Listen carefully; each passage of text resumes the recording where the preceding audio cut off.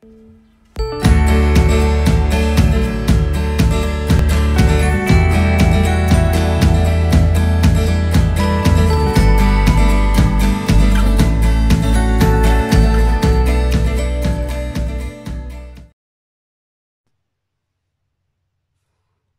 à tous, bonjour à toutes, bienvenue sur la chaîne YouTube de Ronely et compagnie. Cette chaîne a pour mission de vous outiller, de vous équiper, de vous conscientiser et de vous donner des trucs et astuces pour pouvoir vous aider à vous prendre en main si vous passez à travers une difficulté, si vous aviez connu une difficulté ou bien si vous désirez vous prendre en main pour pouvoir devenir une meilleure version de vous-même. Alors, je vous remercie d'être aussi fidèle. Je vous remercie de vous connecter. Aujourd'hui, je vais vous parler de sujets qui concernent surtout les parents. Donc, que ce soit les grands frères, les grandes sœurs, les tuteurs, les tutrices. Donc, ou tout intervenant, intervenante qui travaille ou qui joue un rôle de responsabilité auprès de jeunes adolescents et adolescentes. Alors aujourd'hui, je vais vous parler des besoins, des 7 besoins capitaux de l'adolescence. Vous savez, lorsque on devient parent ou lorsqu'on interfère avec les jeunes, il peut être véhiculé qu'on ne les comprend pas toujours, qu'on ne sait pas trop comment agir avec eux, on ne sait pas trop comment les approcher et tout. Et aujourd'hui, connaître ces 7 besoins va pouvoir vous aider à mieux les comprendre si vous êtes un parent ou si vous côtoyez des jeunes. Donc, ces 7 besoins vont vous aider à pouvoir mieux les comprendre et ces besoins sont aussi inspirés de la pyramide de Maslow. Vous connaissez la pyramide de Maslow qui parle des besoins d'un individu, donc le besoin de se sentir en sécurité, le besoin de se sentir validé, le besoin d'être nourri, d'être protégé. En fait, c'est un peu inspiré de ces mêmes besoins-là concernant les adolescents. Alors, connaissez-vous les 7 besoins capitaux d'un adolescent? Je vais vous les donner par ordre alphabétique tout simplement, pas nécessairement par ordre d'importance parce que ça peut varier d'une communauté à une autre ou selon l'expérience de chaque personne. Alors là, je vais vous les donner tout simplement en ordre alphabétique et puis vous pourrez, selon vos besoins, vous pourrez définir qu'est-ce qui était plus important ou pas. Alors, le premier besoin capital de la jeunesse, c'est le besoin affectif. Et oui, aussi bizarre que ça puisse sembler, on sait que par exemple lorsqu'on a un enfant ou lorsqu'on voit un enfant grandir et devient adolescent, ça peut être un peu compliqué d'intervenir auprès de lui ou même d'interagir avec lui. Ça va être une phase où est-ce qu'ils vont se refermer sur eux-mêmes et puis ils vont s'éloigner un peu des parents pour se rapprocher plus des gens de leur âge. Cependant, ce besoin-là, en dépit qu'ils se détachent des parents et puis qu'ils s'intéressent plus aux gens de leur âge, à ceux qui leur ressemblent plus, ils ont besoin d'affection. Ils ont besoin d'affection non seulement de leurs parents en premier, et ils ont aussi besoin d'affection, que ce soit au niveau scolaire, au niveau des intervenants, au niveau de leurs amis. Donc, un des besoins les plus importants, un des besoins capitaux de la jeunesse, c'est le besoin d'affection. Et je sais qu'en ce moment, il y a probablement des parents qui m'écoutent et puis qui me disent, oui, mais moi, mon jeune, quand j'essaie de lui parler ou quand j'essaie d'avoir un minimum de relation avec lui, de lui donner de l'affection, il me rejette, il me repousse. Même si vous voyez que le jeune vous rejette ou semble vous rejeter ou vous repousse, ne vous méprenez pas. Ce n'est pas parce qu'il ne veut pas ou il n'aime pas l'affection, c'est tout simplement parce qu'il peut être dans une phase où est-ce qu'il se cherche, où est-ce qu'il se questionne, où est-ce qu'il vit des émotions qui peuvent être comme des montagnes russes. Alors là, sa capacité à absorber, à recevoir l'affection peut se manifester de façon différente ou peut tout simplement, il peut sembler être détaché de ce besoin et puis qui fait qu'on peut penser qu'en tant que parent que l'enfant, le jeune n'a plus besoin de notre affection, ce qui est faux et archi faux. Et quand on parle de donner de l'affection à un jeune, donc c'est de différentes façons, que ce soit au niveau de comment qu'on lui parle, au niveau de lui dire comment qu'on l'aime, combien qu'il est important, donc combien qu'il est précieux. Donc c'est toujours lui faire non seulement des compliments, mais de le soutenir, de l'encourager, de le propulser en fait. Et je sais qu'en tant que parent, ça peut sembler par moments difficile. Cependant, nous devons nous rappeler que nous avons un rôle très important à jouer parce que nous sommes les premières personnes, les premiers adultes significatifs dans la vie de ces jeunes. Nous sommes les premiers adultes importants, influents dans la vie de ces jeunes adultes et il est important qu'on puisse garder ça en tête et qu'on puisse continuer, même si la relation peut être tendue, à manifester de l'affection envers ces jeunes gens. Ensuite, le second besoin, c'est le besoin d'autonomie. Et oui, le jeune a besoin d'être autonome, il a besoin de faire des choses tout seul, il a besoin de qu'on lui fasse confiance qu'il peut faire des choses tout seul, il a besoin souvent à l'adolescence, ils sont, surtout les garçons, ils peuvent se distancer par exemple de leurs parents ou surtout de leur maman et surtout que lorsque l'enfant est élevé par sa mère seulement ou par un des deux parents, euh, il peut y avoir des habitudes de complicité qui se sont installées par le passé et en grandissant, ça peut sembler s'effriter momentanément. Cependant, le jeune a tout simplement est dans une phase qu'il a besoin d'être autonome, il a besoin de son espace, il a besoin d'avoir sa bulle, par exemple. Donc, le parent doit comprendre, enfin le parent est invité à comprendre cette étape pour pouvoir mieux gérer la relation avec ce jeune-là et ne pas prendre ça de façon personnelle si le jeune semble un peu s'éloigner ou s'écarter. C'est simplement parce que ce n'est plus le petit garçon ou la petite fille qu'on habillait et puis qu'on décidait pour, mais ils vont être rendus à l'âge où est-ce qu'ils ont besoin d'être autonomes, de sortir tout seuls, de pas nécessairement dire où est-ce qu'ils s'en vont, tout dépendant l'âge qu'ils ont ou où est-ce qu'ils s'en vont. Alors, ce besoin-là chez la jeunesse est très important. Ensuite, comme troisième besoin, il y a le besoin de confiance. Le besoin de confiance est très important au niveau de la jeunesse, c'est très important lorsque vous élevez un adolescent ou une adolescente parce que si la confiance n'a pas été établie plus tôt dans le jeune âge, il peut être très difficile, même voire presque impossible pour votre jeune de vous faire confiance.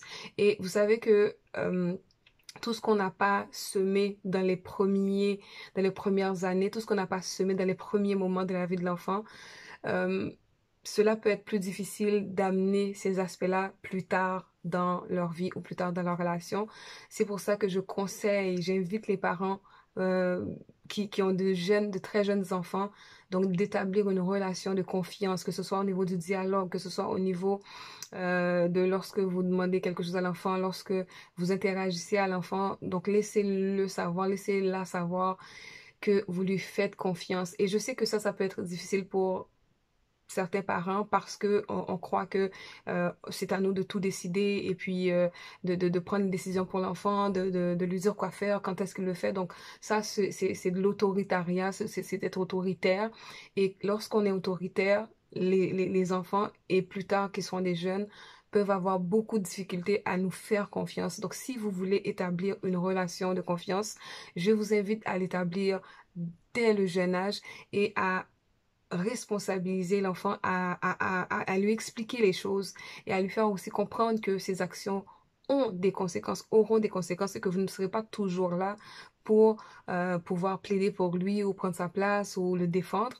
Alors c'est important d'installer une relation de confiance entre vous et ce jeune ou cette jeune. Et c'est ce qui va faire plus tard que lorsque la relation peut être corsée, ou lorsque vous allez vivre des moments difficiles, ce jeune-là va vivre des moments difficiles parce qu'il y avait déjà une relation de confiance établie, il pourrait venir envers vous beaucoup plus facilement que s'il n'y a pas de relation de confiance. Et aussi bizarre que ça puisse paraître, il y a pas mal de parents qui ont de la difficulté, qui n'ont pas construit une relation de confiance avec leur enfant quand il était plus jeune. Et lorsque ce jeune arrive à l'adolescence, eh bien, la relation, elle est fragile, et par moments, elle est même brisée, et le jeune va beaucoup faire confiance à des gens de l'extérieur qui peuvent lui donner de très mauvais conseils et l'inciter, l'influencer à faire des choses pas nécessairement positives. Ensuite, nous avons le quatrième besoin, c'est le besoin de dialogue. Et oui, quand on parle de dialogue, dans le mot dialogue, il y a dialoguer. Dialoguer veut dire échanger. Et ce n'est pas je parle et tu écoutes ou je parle et tu obéis, mais dialoguer consiste à bavarder ensemble, échanger, partager lors d'une conversation. C'est ce qu'on appelle dialoguer. Et pour certaines communautés, ça peut être plus difficile pour eux de dialoguer avec le jeune, en fait, qui était au départ un enfant et aujourd'hui qui est un jeune, parce que il y a une relation, on peut avoir très, euh, une relation très autoritaire et puis bon, nous sommes le parent et toi tu es le jeune, toi tu es l'enfant, donc c'est ce que je dis, c'est ce que je dis, c'est ce que je dis, toi tu écoutes. Et ça, c'est à déconseiller aux parents. Je déconseille ce type de relation aux parents. J'encourage beaucoup plus le dialogue. Et même si lorsqu'on dialogue, lorsqu'on échange, nous ne sommes pas d'accord, ce n'est pas de faire ce n'est pas de dire à l'enfant ou de lui faire sentir, de lui faire comprendre que ce qu'il dit n'a pas d'importance, que ce qu'il dit n'est pas important. Éviter d'ironiser l'enfant, de rire de lui, de le minimiser, de le ridiculiser. Et ça, ce sont tous des choses qui peuvent nuire à votre qualité de dialogue. Et lorsqu'un parent, très tôt, établit avec son enfant un dialogue, donc on se parle et on s'écoute, c'est une des choses, probablement l'une des choses les plus importantes qui va contribuer à amener la confiance. Vous voyez que ces besoins ou ces critères sont interreliés. Peu importe dans quelle position que vous les mettez, ils sont tous interreliés. Donc, un bon dialogue, une bonne qualité de dialogue va encourager une bonne qualité, une bonne confiance entre le parent et son jeune. Ensuite, on a comme autre besoin chez les jeunes le besoin d'espoir. Et oui, dans un monde comme on vit en ce moment, en 2021, aujourd'hui on est en 2022, où est-ce que la pandémie bat de son plein, les jeunes vivent toutes sortes de difficultés, toutes sortes de changements.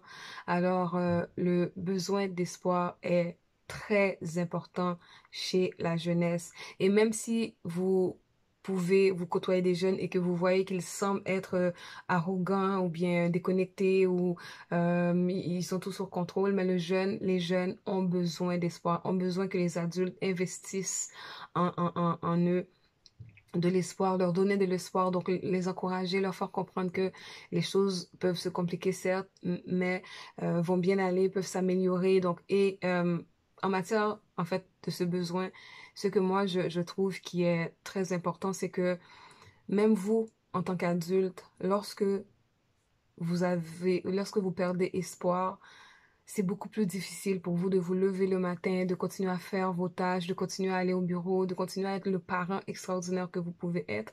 Donc, vous savez que oui, tous les besoins sont importants, sauf que je crois que certains sont plus importants que d'autres. Et justement, parmi les besoins que je considère qui sont extrêmement importants, le besoin d'espoir est à prioriser parce que un être humain qui a perdu espoir est un être humain qui est mort. Même si la personne a le souffle de vie, la personne ne vit pas, n'est pas épanouie, ne s'émancipe pas parce que son besoin d'espoir n'est pas nourri. Donc, il est important pour vous, parents, il est important pour vous, intervenants ou tuteurs, tutrices, de faire attention à ce que si vous côtoyez un jeune ou si vous êtes un parent, de veiller à donner espoir à vos jeunes lorsque, lorsqu'ils vont bien et aussi lorsqu'ils vont mal. Et surtout que lorsqu'ils vont bien, il faut en profiter justement pour toujours les élever, les encourager, les pousser. Euh, les propulser à travers vos paroles, à travers vos actions. Je sais que par moments, les parents de la communauté, haïtienne, on est porté à dire, on a entendu souvent nos parents dire, oh, je t'ai donné à manger, je t'ai donné à boire, je t'ai donné un logement, donc qu'est-ce que tu veux de plus? Il faut faire attention à ce genre de phrases ou ce genre de croyances parce que c'est vrai que c'est important de nourrir, de loger et de protéger nos enfants. Cependant, il y a aussi d'autres besoins au niveau émotionnel, au niveau de l'âme qui sont hyper importants. Ce sont ces besoins qui vont aider à construire et à fortifier votre jeune pour que plus tard, lorsqu'il fait face à une difficulté, devant une difficulté, qu'il puisse rester solide, qu'il puisse rester intègre et qu'il puisse ne pas lanciner de gauche à droite pour ne pas tomber dans toutes sortes de difficultés. Ensuite, l'avant-dernier besoin, on retrouve le besoin de responsabilité. Donc, responsabiliser le jeune est très important parce que lorsque vous responsabilisez vos jeunes ou votre jeune, vous le préparez plus tard non seulement à être un adulte équilibré, un adulte autonome, un adulte à qui on peut faire confiance et qui, lorsque la charge des responsabilités va augmenter, il ne va pas tomber, il ne va pas s'affaisser parce que plus jeune, vous l'aurez graduellement donné de petites responsabilités lorsqu'il est enfant et au fur et à mesure avec l'âge, vous lui donnerez de plus grandes responsabilités. On voit que par exemple dans les pays industrialisés, il y a ce syndrome d'enfant roi, donc l'enfant qui croit et qui dit, qui elle proclame qu'on lui doit tout et puis il doit tout avoir et puis que lui, il ne sent pas avoir de responsabilité. Et ça, c'est probablement l'une des plus grandes erreurs qu'on peut faire comme société parce que un jeune qu'on n'a pas appris à être responsable plus tard va avoir beaucoup de difficultés à garder un emploi, à fonder une famille, à être un adulte fiable sur qui qu'on peut compter. Donc, vous voyez que la responsabiliser un jeune, ce n'est pas simplement pour vous, mais c'est surtout pour lui, c'est surtout pour euh, euh, cet adolescent ou cette adolescence que vous faites ça et c'est surtout à lui que ça va servir. Vous savez, on dit que ça prend un village pour élever un enfant. Ça prend aussi des critères et des valeurs importantes pour pouvoir faire de nos enfants des enfants sains, des enfants équilibrés, des enfants solides, des enfants qui plus tard feront des adultes tout à fait responsables, tout à fait extraordinaires pour qu'ils puissent gérer cette société. Et comme dernier besoin, c'est le dernier, mais ce n'est pas le moins important, c'est le besoin de sécurité. Le jeune, la jeune a besoin de se sentir en sécurité. Et j'aimerais attirer l'attention de ceux et celles qui écoutent sur justement ce besoin. Lorsqu'on parle du besoin d'être en sécurité, il y a différents volets de la sécurité. Vous savez que lorsque on est logé, oui, on est en sécurité par rapport aux intempéries. Certes, c'est bien. Cependant, même si un jeune est logé, est nourri, il se pourrait qu'il ne se sente pas en sécurité, tout simplement parce que votre jeune peut être en ce moment même en train de vivre des choses que vous n'avez pas idée, que vous n'êtes pas au courant, qui ne vous traversent même pas l'esprit. Donc, le besoin de sécurité, ce n'est pas simplement le besoin d'avoir un toit sur la tête, mais c'est le besoin non seulement d'être physiquement en sécurité, mais c'est le besoin aussi émotionnel de se sentir en sécurité, de sentir que si je vis quelque chose, si l'enfant vit quelque chose, il y a quelqu'un qui va le protéger, il y a quelqu'un qui va le défendre, il y a quelqu'un qui va se tenir debout pour lui ou pour elle.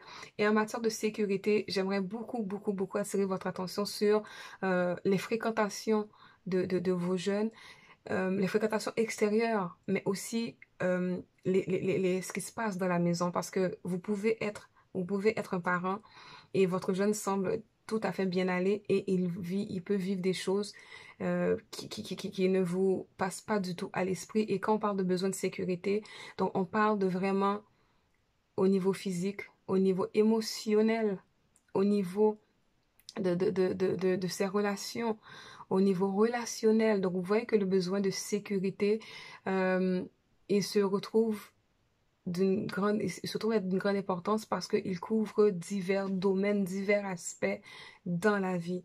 Et que ce soit aussi à l'école. Donc, Prenez, si vous êtes un parent ou un tuteur, prenez le temps de questionner vos enfants.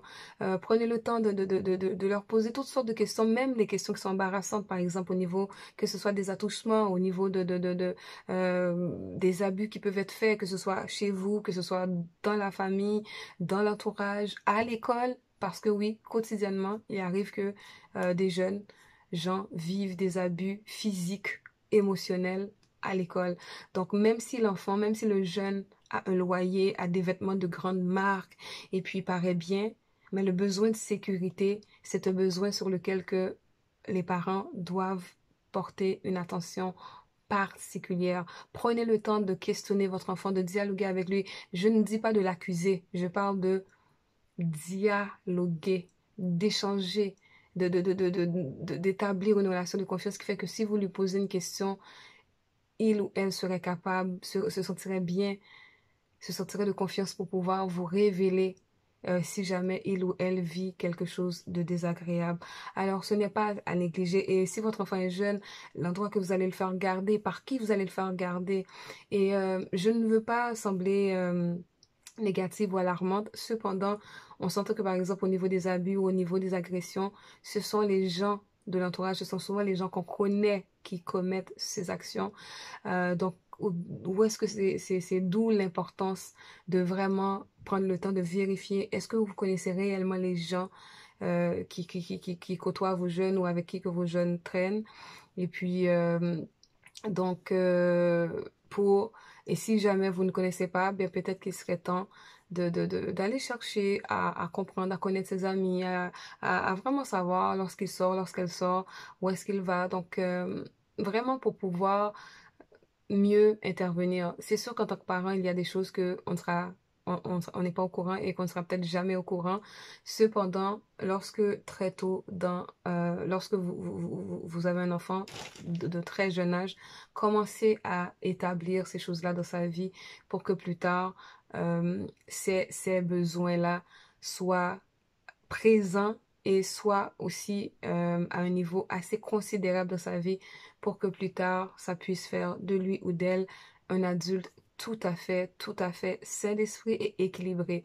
Et si jamais vous voyez que votre enfant ou votre jeune semble être en manque ou semble souffrir d'un de ces manques, je vous invite à prendre le temps, à dialoguer avec lui, à lui parler et à échanger d'égal à égal. Je dis pas qu'un parent est égal avec l'enfant parce que bon, l'adulte est plus vieux et l'enfant est plus jeune ou le jeune n'a pas le même âge. Je parle de relation de respect. Donc, même si vous n'avez pas le même âge, vous êtes le parent et l'autre est le jeune. Cependant, le respect est toujours de mise. Donc, lorsque vous allez parler avec ce jeune, de ne pas lui crier après, de ne pas lui crier des noms, de ne pas le dénigrer, de ne pas le ridiculiser, de ne pas lui faire comprendre par même les mimiques ou les regards qu'il est un moins que rien. Donc, et malheureusement, on ne se rend pas toujours compte du poids des mots qui sortent de notre bouche. On dit qu'on donne tout à nos enfants, qu'on fait ci, qu'on fait ça.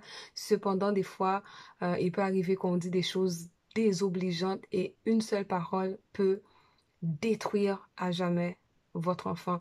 Mais ça, on va le voir dans une autre capsule sur le pouvoir des mots et l'importance de ce qu'on dit, de ce qu'on déclare, de ce qu'on verbalise par rapport à notre enfant ou par rapport à euh, des situations que l'on vit. Alors voilà, c'est tout pour aujourd'hui. J'espère que cette capsule vous a vraiment aidé à mieux comprendre les besoins de vos jeunes. Donc, je n'ai pas été en profondeur parce que ce n'est pas le but de ces capsules. Cependant, j'ai fait un survol rapide avec vous qui vous permet de mieux comprendre quels sont les besoins de votre jeune, de vos jeunes. Et si jamais, lorsque vous allez prendre le temps d'écouter cette capsule, de peut-être noter s'il y en a qui vous alertent, qui vous interpellent, si vous sentez à l'intérieur de vous, vous pensez que, oh, peut-être que oui, à ce niveau, mon jeune ou mes jeunes pourraient avoir une carence à ce niveau. Donc, je vous invite à entamer une démarche pour pouvoir réparer, restaurer et aller du mieux possible combler un peu ce manque par rapport à ce besoin. Et si jamais vous avez d'autres questions, vous aimeriez justement faire la démarche et vous ne savez pas comment faire, vous ne savez pas par contre commencer, comment est-ce que je m'adresse à mon jeune parce qu'on ne se parle pas ou on s'écrit dessus, peu importe.